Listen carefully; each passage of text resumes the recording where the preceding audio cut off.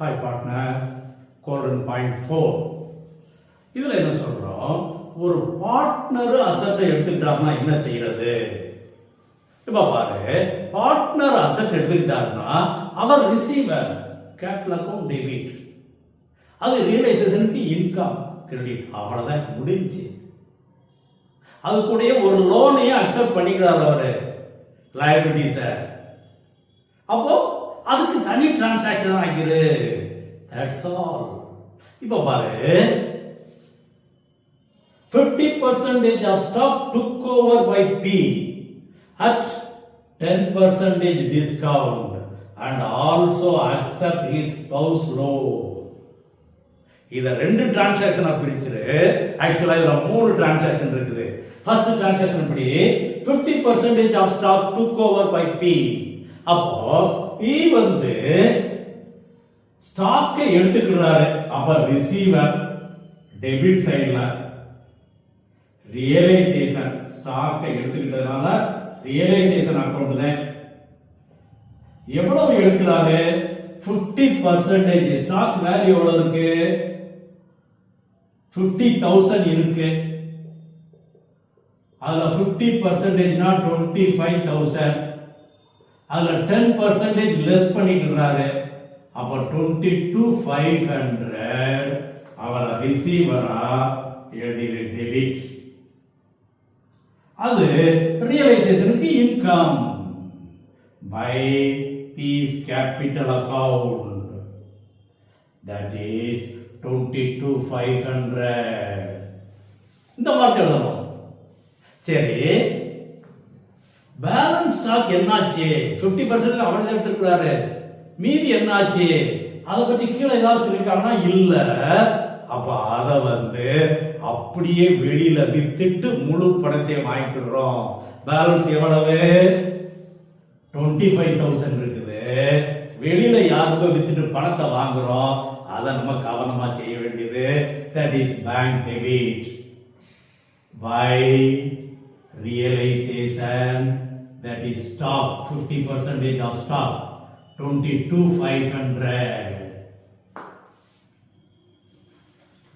50% of stock, 25,000. அப்படியே முழு amount with பணத்தை வாங்கிடுறோம். அப்ப அதுவும் நமக்கு வந்து realisation income. That is bank.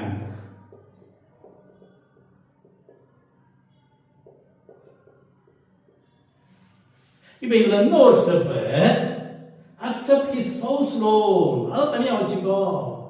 அப்ப என்ன அர்த்தம்? ஸ்பௌஸ் லோன் தேர்ட் பார்ட்டி லைபிலிட்டில இருக்கு. That is Mrs B loan 15,000 இருக்கு. அப்ப அத அவர் நான் கொடுத்துக்கிறேன் அப்படின்ட்டாரு. அப்ப பிரச்சனை இல்ல, அவர் கணக்குல சேர்த்துருவோம். By realisation. யாரு? பி எடுத்துக்கிட்டாரு 15,000.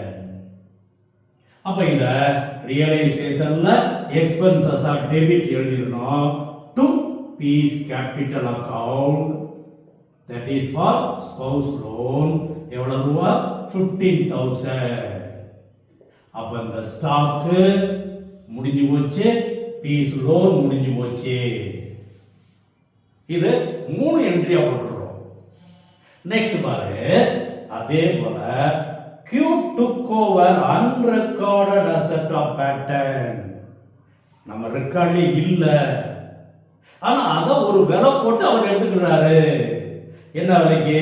for rupees 5,000 and accept to discharge his loan. Q வந்து அவர் லோன் கொடுத்திருக்கிறாரு. அப்ப அந்த லோனை நானே கணக்கு சரி கட்டிக்கிறேன். இந்த அசெட்டை எடுத்துக்கிறோம். எது? பேட்டர்ன். அப்ப பேட்டர்ன் எடுத்ததுக்கு தனி என்ட்ரி, அவரை எடுத்துக்கிட்ட லைபிலிட்டிக்கு தனி என்ட்ரி. அப்ப பேட்டர்ன் received, then debit to realisation. That is பேட்டர்ன். யார் எடுத்துக்கிட்டா? Q எடுத்துக்கிட்டாரு. என்ன ரேட்டுக்கு எடுத்துக்கிறாரு? 5,000க்கு எடுத்துக்கிறாரு. அப்ப அது ரியலைசேஷனுக்கு income. Q's loan. Q's capital. 5,000. அதே நேரத்துல கியூஸ் லோன் ஒன்று இருக்குது, இதை நம்ம கொடுக்கணும். ஏன்னா அவர்கிட்ட லோன் வாங்கியிருக்கோம், ஒன்றும் சொல்லணும், அந்த பணத்தை பே பண்ணதா காட்டணும். இப்போ அவர் எடுத்துக்கிட்டாரு, அப்போ அதை கிரெடிட் எழுதிரு. To that is Q's capital 10,000. அப்போ capital debit to Q's loan 10,000.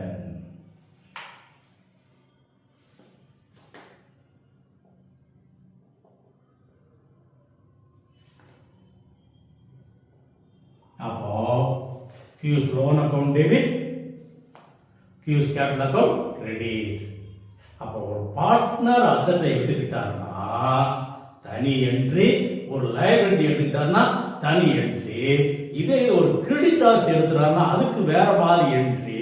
அப்ப அதுக்கு என்ன செய்யறது? Come to next point. I like you partner.